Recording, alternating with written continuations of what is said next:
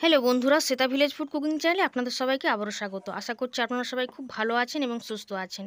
তো প্রত্যেক দিনের মতো আজকেও আমি একটা কিন্তু খুব সুন্দর বা দারুণ একটা রেসিপি নিয়ে চলে এসেছি। তো আজকে আমি অনেকগুলো পাকা টমেটো এবং এক বাটি আটা দিয়ে কিন্তু একটা দারুণ রেসিপি বানাবো। রেসিপিটা আপনাদের কাছে শেষ পর্যন্ত দেখার জন্য অনুরোধ রইল।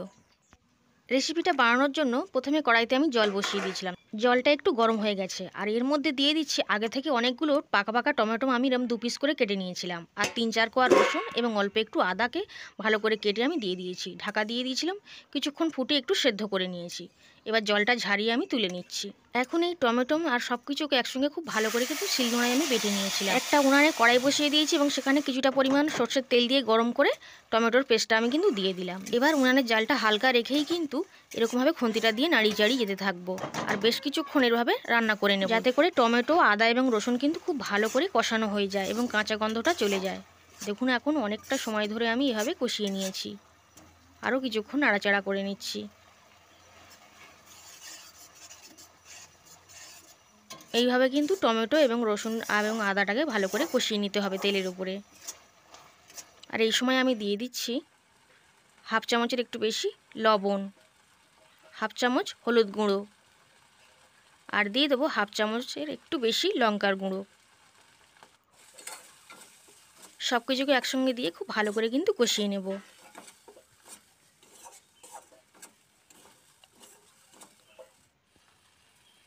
মিনিট 2-3 এইভাবে ভালো করে কষিয়ে নিয়েছিলাম। তারপর দিয়ে দিচ্ছি 1 চামচ চিনি। চিনিটা দিলে কিন্তু টক মিষ্টি ঝাল বেশ ভালো লাগবে খেতে। আবারও 2-3 মিনিট এভাবে কষিয়ে নিচ্ছি। টমেটো এবং আদা রসুন যখন সেদ্ধ করে নিয়েছিলাম সেই জলটাকে কিন্তু আমি ফেলে দিইনি, সেই জলটা কিন্তু ফেলা যাবে না। তো সেই জলটাই আমি এখন কিন্তু দিয়ে নিলাম। খুবই অল্প সামান্যই জল দিয়েছি, ওইটুকুই হয়েছিল ওইটুকুই দিয়ে দিলাম। দিয়ে একটু নাড়াচাড়া করে দিলাম। গ্যাসের ফ্লেমটা একটু বাড়িয়ে দিচ্ছি।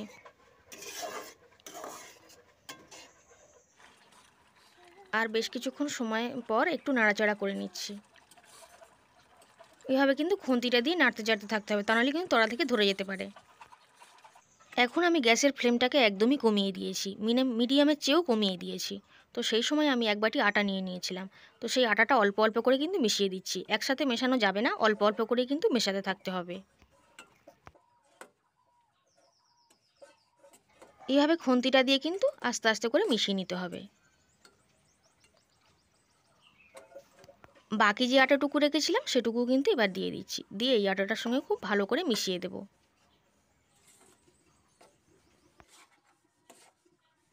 এইভাবে আরও 1 থেকে 1.5 মিনিট বা 2 মিনিট ভালো করে মিশিয়ে নিয়ে একটা থালায় কিন্তু আমি নামিয়ে নিয়েছি। একটু ঠান্ডা করে নিচ্ছি, তারপর একটা ডো আকারে মেখে নেব। এখনও কিন্তু হালকা একটু গরম রয়েছে, তো সেই সময় আমি কিন্তু মেখে নিচ্ছি। এখানে কিন্তু কোনো রকম জলের ব্যবহার করা যাবে না। আর আমার কিন্তু এখানে আরেকটু আটা লেগেছিল। খুব ভালো করে কিন্তু এরকম মেখে নিচ্ছে। এটা খুবই নরম হয়, মাখতেও খুবই ভালো লাগে। দেখুন এরকম একটা ডো আকারে করে নিয়েছি।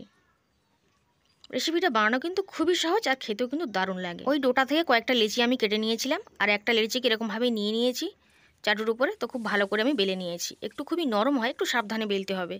আমি এরকমভাবে বেলে নিয়েছি আর উনানে একটা চাটু বসিয়ে দিয়েছি। চাটুটা ততক্ষণে গরম হচ্ছে আর আমি এরকমভাবে বেলে নিয়েছি। এবার একটা রুটিকে এরকমভাবে আমি দিয়ে দিলাম। দিয়ে এপিটোপিট ভালো করে কিন্তু সেঁকে নেব। এবার রুটিটার একটা সাইড আমার হয়ে গেছে, তাই আরেকটা সাইড আমি উল্টে দিচ্ছি। এইভাবে কিন্তু উল্টে পাল্টে ভেজে নিতে হবে। রুটিটার এপিটোপিট খুব ভালো করে আমি ভেজে নিয়েছিলাম। তারপর আমি তেল দিয়ে নিলাম। তেলটা দিয়ে যেমনভাবে পরোটা ভাজি ওরকমভাবেই কিন্তু ভেজে নেব। দারুণ স্বাদের টমেটোর পরোটা কিন্তু এরকমভাবে একবার বানিয়ে দেখতে পারেন। আশা করি আপনাদেরও ভীষণ ভালো লাগবে। আমারও খুবই ভালো লেগেছে, আপনাদেরও খুবই ভালো লাগবে। এবার এই সাইডটাতেও একটু তেল দিয়ে দেবো। মানে যেমনভাবে পরোটা ভাজি আর কি, ওরকমভাবেই 2 সাইড থেকে তেল দিয়ে ভালো করে ভেজে নিয়েছি। আমি এরকম কড়া করেই কিন্তু ভেজেছি। এখন পরোটাটা আমার হয়ে গেছে, তাই তুলে রেখে দিচ্ছি। আর আরেকটা লিচিকে নিয়েও একটু বেলে নিয়েছিলাম, তো সেটাকেও চাটুর উপর দিয়ে দিচ্ছি। দিয়ে এটারও এপিটোপিট কিন্তু ভালো করে সেঁকে নেব। তারপর তেল দিয়ে কিন্তু পরোটার মতন করে ভেজে নেব। পরোটাগুলো কিন্তু খেতে ভীষণ ভালো লাগে। দেখুন এটারও এপিটোপিট ভালো করে ভেজে নিয়েছিলাম, তারপর তেল দিয়ে নিয়েছি, নিয়ে পরোটার মতন করে ভেজে নেব। এরকমভাবেই কিন্তু বাকি পরোটাগুলোকেই আমি ভেজে নেব।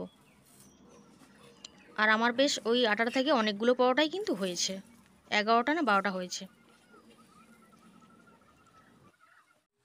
এখন এই টমেটোর পরোটাটা আমার রেডি হয়ে গেছে, তো তেলটা ঝারিয়ে আমি তুলে নিচ্ছি। আর এইভাবে বাকিগুলোকেও কিন্তু আমি ভেজে নিয়েছি। সমস্ত টমেটোর পরোটাগুলোকে আমি একটা থালার মধ্যে নিয়ে নিয়েছি। প্রত্যেকটা পরোটাই কতটা সুন্দর হয়েছে দেখুন। খুবই সুন্দর খেতে হয় আর দেখতেও বেশ ভালো লাগে কিন্তু লাল লাল মতন।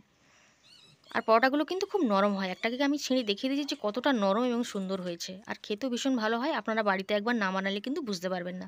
তো অবশ্যই একবার বাড়িতে কিন্তু এরকমভাবে বানিয়ে দেখতে পারেন। আশা করি আপনাদের বেশ ভালো লাগবে। আজকে টমেটোর পরোটার এই রেসিপিটা আপনাদের কেমন লেগেছে কমেন্ট করে কিন্তু অবশ্যই জানাবেন। আর লাইক করবেন, শেয়ার করবেন এবং সাবস্ক্রাইব করে পাশে থাকবেন। সম্পূর্ণ টমেটোর পরোটার রেসিপিটা শেষ পর্যন্ত দেখার জন্য আপনাদের সকলকে অসংখ্য ধন্যবাদ। আবার হাজির হয়ে যাব অন্য কোনো রেসিপি। ততক্ষণ আপনারা সবাই খুব ভালো থাকবেন এবং সুস্থ থাকবেন। আজ তাহলে এই পর্যন্ত।